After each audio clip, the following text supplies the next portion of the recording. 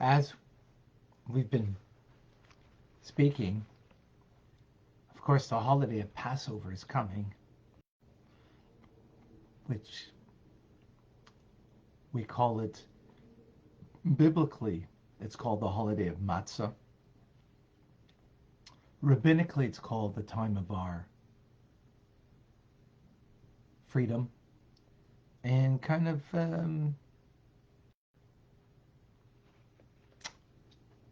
on a kind of community level, we call it Passover, Pesach.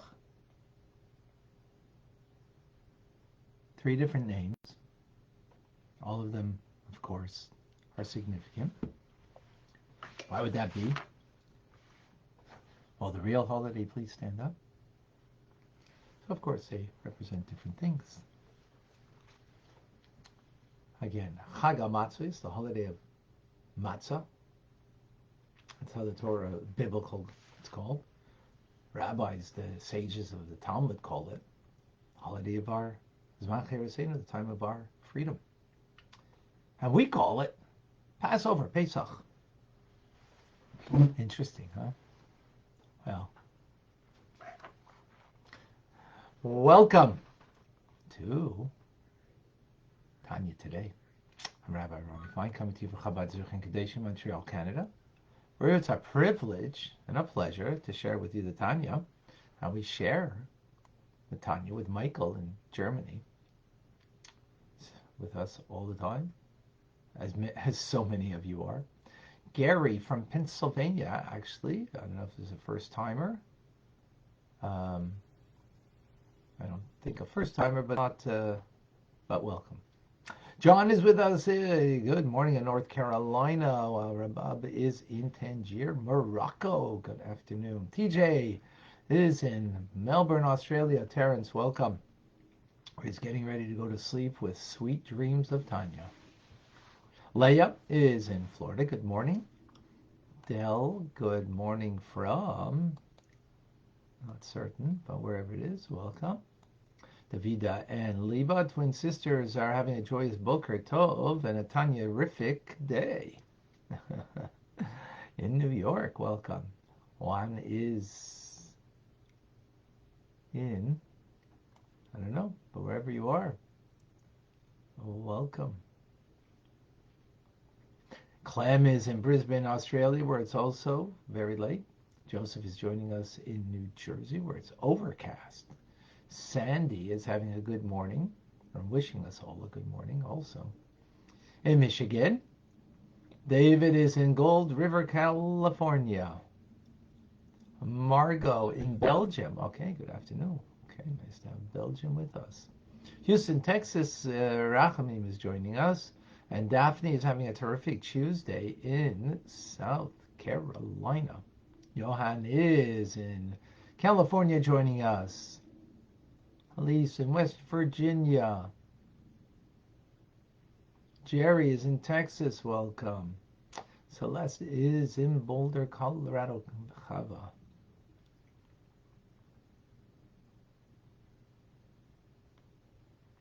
Who else is joining us here? Julia is in Pennsylvania. Eugenia in Calgary, welcome. June is in Australia, likewise. Germany, Agnes has joined us. Tanya, good morning in Charlotte, North Carolina. Jackie is with us. Beautiful. Amazing. Instagrammers, we have with us, that was, by the way, Facebookers. Akoy in Lima, Peru.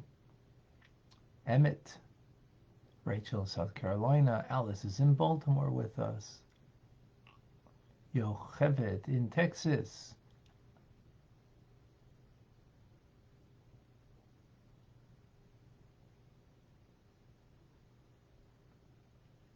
Oh, Alice has a new grandson. Beautiful. Mazel tov. Yenta Telebenta. Stock strains. We have on Clubhouse Batya, Vilma, Adam, Michael, Ben, Lori. Beautiful.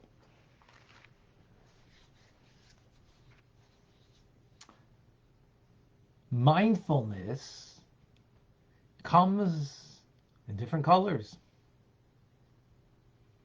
Two basic ones is one that's analogous to an animal and one that's analogous to the human. What does that mean? How do we understand that? Everything has a body and soul, or in Kabbalistic literature, it's called a vessel and the light.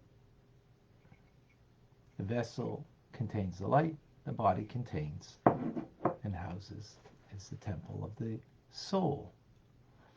So likewise, when it comes to the will of God, there is the body of the will, so to speak, which is the act of the mitzvah. How much does God want it? Infinitely so. And then there is, in the body of the mitzvah,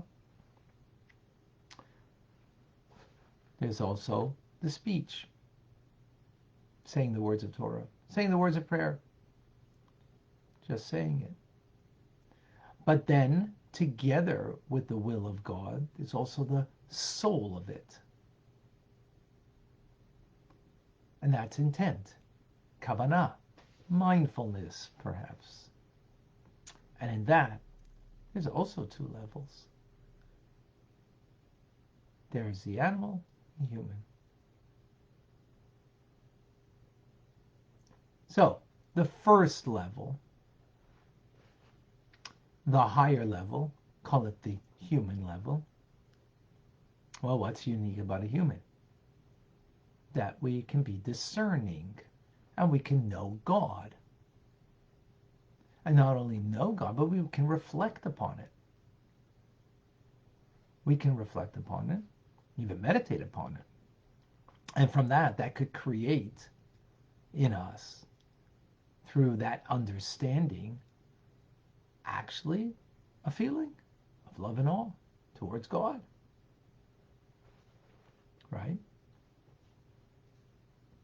And from that love and awe, that creates a thirst to want to cleave, to connect. And of course, how are you going to connect? Through doing a mitzvah or studying Torah like we're doing right now. Which, of course, why is that the way we can cleave to God or connect to Him? Is because Torah mitzvahs is an extension, an illumination of His Ein Sof, the limitlessness of Him. And that's the way we can. So this connection to God, this intent that we have in the act of the mitzvah or the words that are being said, that creates a desire, a soulful desire, which means a desire to cleave, to connect to God, right? That was motivated. How did that desire come? Because you understood something. Whether you understood something about Tanya, but understood something about God, about the greatness of God. And that intellectual appreciation actually led to a feeling.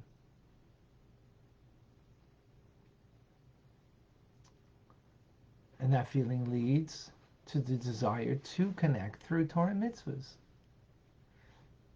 So therefore, when you study Torah, as we are doing now, or the fulfillment of a mitzvah, with this kind of kavanah, it is analogous to the soul of a human being. Because the soul of a human being possesses intelligence and freedom of choice.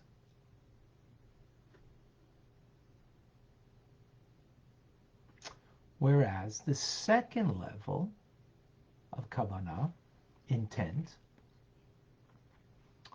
is where a person is limited in their knowledge and awareness and the capability to reflect upon God, His greatness, God as creator, right? Where this is probably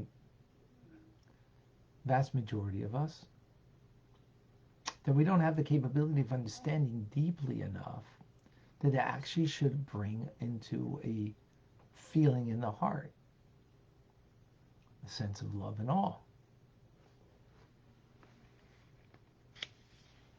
right? So what will motivate you to do something for God if you don't have a love and awe? So the first one, the human level that we spoke about, is your understanding brings you to a feeling.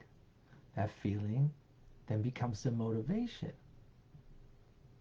to want to connect to Hashem through Torah mitzvahs. That's intent, again, analogous to the human being, because it's the intelligence that produced a feeling. That's human. But over here, if you don't have the capacity to be learned enough, aware enough, or reflect enough, meditate upon it enough, to bring a feeling in the heart, right? If you don't have that capacity, so then what's motivating you, right? Love and awe is what motivates. We do things out of love for someone, we do it for them, or out of awe for someone. Otherwise, we won't do something for another if we don't have that feeling. So how can we do for God? So the Alter Rebbe explains something that we learned in chapters 18 and 19, the nature of this and the quality of it and the root source of this. It's called the hidden love, Ava Musiteris. It's a natural love that's found in the part of the soul that's in the heart. And it could be summoned to a mental consciousness, right? That we can, with perfect sincerity, be ready to surrender our lives to even die for God, for His unity, for His oneness, and try to live for Him rather than die for Him, but also through the surrender to His unity, to His oneness. And surrendering meaning to His supernal will, which is, supernal will is the Torah that we study and the mitzvahs that we fulfill. Now this natural love will also lead a person that they won't rebel against God, right? So it has the love of God that you want to fulfill the will of God, and also the awe, the fear of God, that you don't want to rebel against Him, and which will motivate a person to turn away from doing anything wrong, any evil, and to do good, of course. Now, being aware that we have this inside of us, this Abba Mesuteris, this hidden love, this hidden part of our soul that's there, and to be conscious of it and to think about it, even though it will not be a palpable feeling in the heart, perhaps, right? But it's something we can bring to our consciousness. This kind of intent, right, when you have this awareness in the study of Torah or in any mitzvah that we do, is analogous to the soul of an animal, not to a human. Why? Because an animal doesn't have intelligence. So this is not based on intelligence. This is based, and also animal doesn't have freedom of choice. This is also not based on freedom of choice or intelligence. The previous one was you're free to use your mind to appreciate and to know God, and to allow that to reflect and be reflective in your heart. Right? So we possess intelligence and we're free to do this. That's human. That was the first, right? That you create that motivation within you through your awareness, the learning that brings to a love and awe of God. But this one is not based on intelligence. It's not based on freedom of choice. It's actually based on an instinct. Just like animals live by their instinct, this too is an instinct. It's an instinct that is part of the Jewish soul. That's natural love and awe of God that was given to us, as we learned in chapters 18 and 19, as an inheritance given to us by God, but it's an inheritance from our patriarchs because of their great devotion to God. So they were given this. What is this? The instinctual, intrinsic, natural love that's hidden. We have to be aware of it to reveal it, to have an awareness that we desire to be connected to God. And that would become then the intent that is analogous to an animal that doesn't have freedom of choice and doesn't have intelligence. So you don't need vast intelligence for this level, because, again, it's instinctual. It's there, just like the animal lives by their instinct. So this is our instinct. And we're not, and we have no freedom of choice. Why do we have? Because it's an instinct. It's a part of us. The other one, the first one, we have a freedom of choice. We could choose to use our minds to become aware and to know God and to, think about that. And hence that level of intent is a higher level of intent because it takes a lot more deliberate choice to use our minds to think in this way and to develop a connection to God that is developed, that reveals a form of love and awe that we create through the intelligence that we have of knowing God. And therefore, that's why most of us are we're not going to apply that in our lives. But what we can apply in our lives more readily is the kavana, the intent that comes from the natural love of God that's within us, and that we just are aware of it. Think about that I'm studying Tanya right now, and I am doing it with a motivation of the natural instinct that I have that's embedded within me, that is called a hidden love. Even it's love which seemingly is revealed, but it's hidden. I have to become aware that I have that, and my intent is that through that, now with my Torah study, I'm going to connect myself to God. That's very powerful. All right. Do we have any questions, any comments?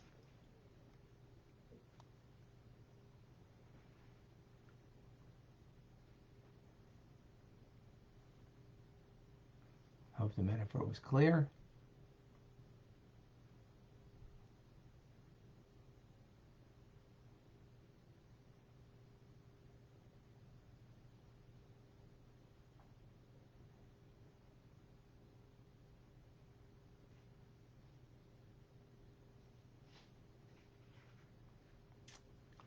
Brought here about the victims of Nashville. Yes, may our prayers be heard on high, and those that need a speedy recovery there and anywhere else have a speedy recovery.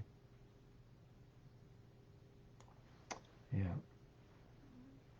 Terrible, horrific. Yeah, painful. Okay, I don't see any questions.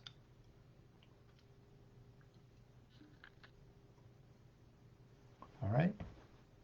Oh, John. Is the intellectual kavana found more often in the Beinoni? Yeah, more often in the Beinoni, more often. The Beinoni will be both, actually.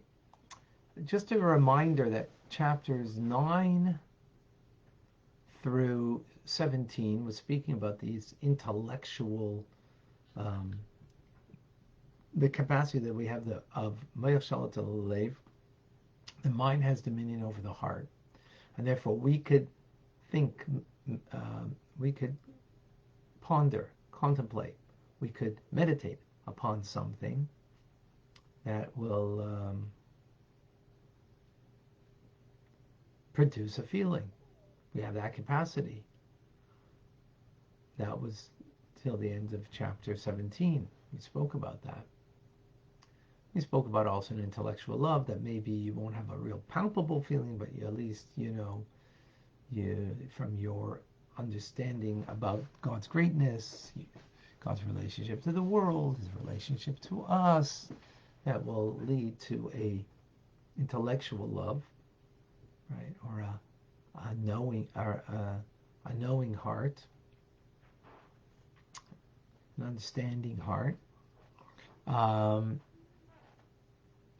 which is the first level that we spoke about.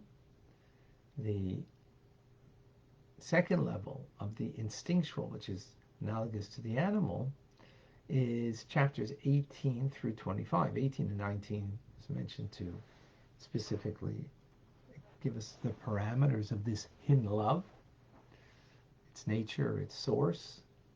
And then we went further to expound on how that can be a very powerful way to serve Hashem. Yeah, so we went through all of that. Beautiful. Natalie has a question. Okay, let me find.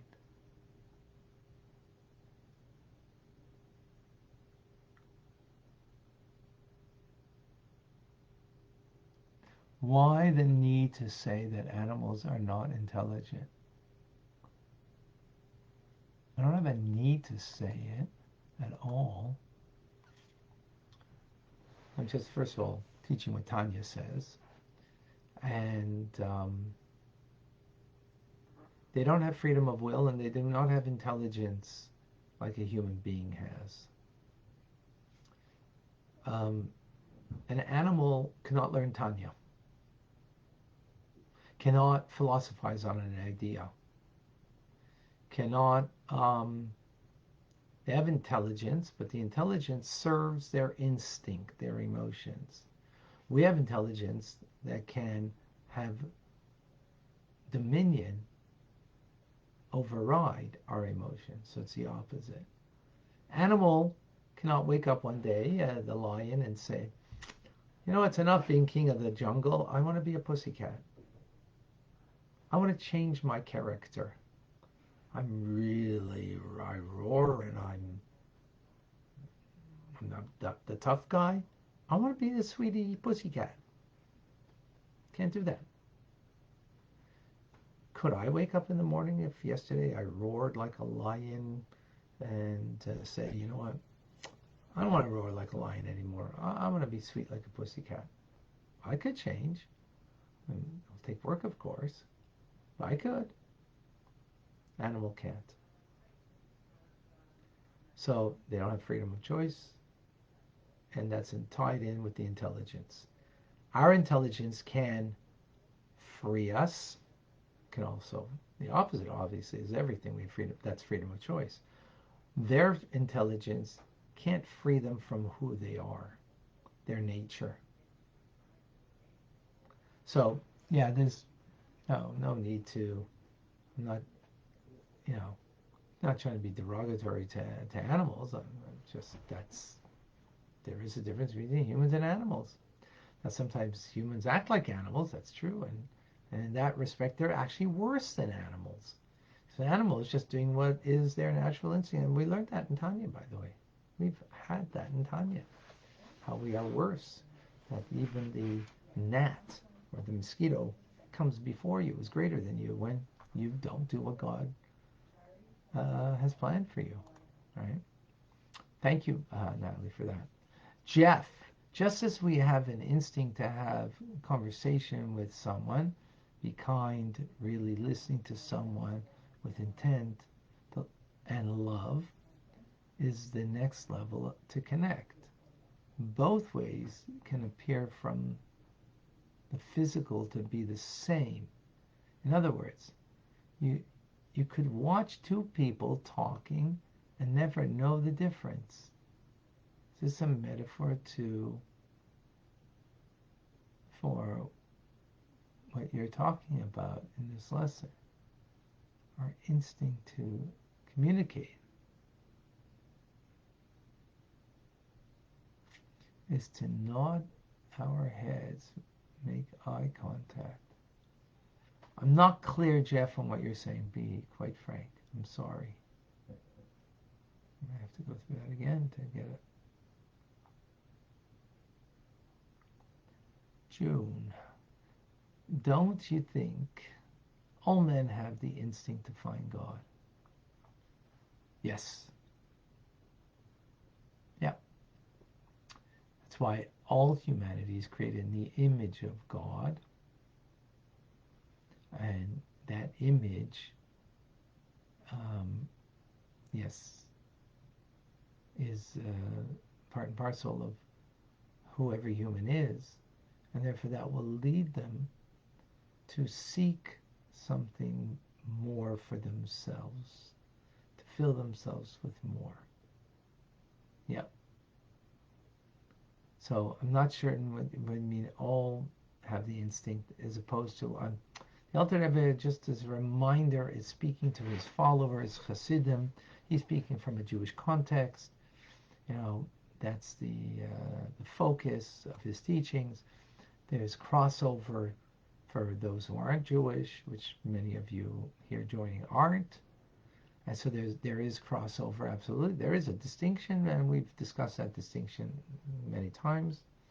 But yeah, absolutely, there is a crossover in there to learn from that. Absolutely. Instinct is another word for nature, right? Yep.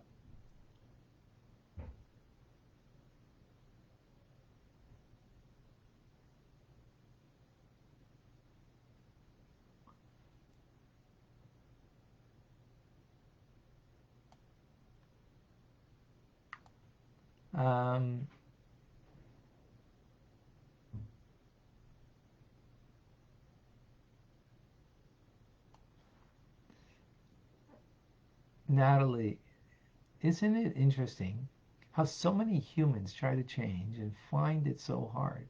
Maybe our instincts to not kill as humans is problematic. Yeah, it's a challenge. It's work. Something that we're learning at 7:05 in the morning in the Mimer today. Actually, exactly what we learned in the Mimer. It's hard work. Why do some human beings not see the light of God and are atheists? Because it's called freedom of choice. That's first of all. Secondly, what do we speak about here? It's called the hidden love. It's hidden. It's hidden under the layer of a body and an animal soul. And therefore, what is the first responder that we purview, engage in life? Who's our first responder? It's our animal soul, right? Is our self-directed animal soul that animates the body, and it's our body seeking comfort, wanting pleasure. That is our first response to things that happen to us. The stimuli that comes our way is that way. We have to then ponder and think, wait, maybe there's something greater than that. I have a hidden love that let me be conscious and aware of, and use that as my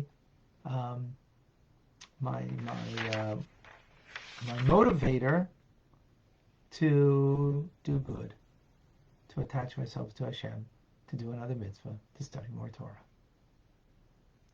Guys, you're all amazing. Kol hakavod. Amazing. Beautiful. All right, folks. I'm Rabbi Ronnie Fine, coming to you from Chabad Zechon Kadeshim in Montreal, Canada. It's a privilege and a pleasure to share with you the Tanya. Stay tuned for Rambam. God bless you.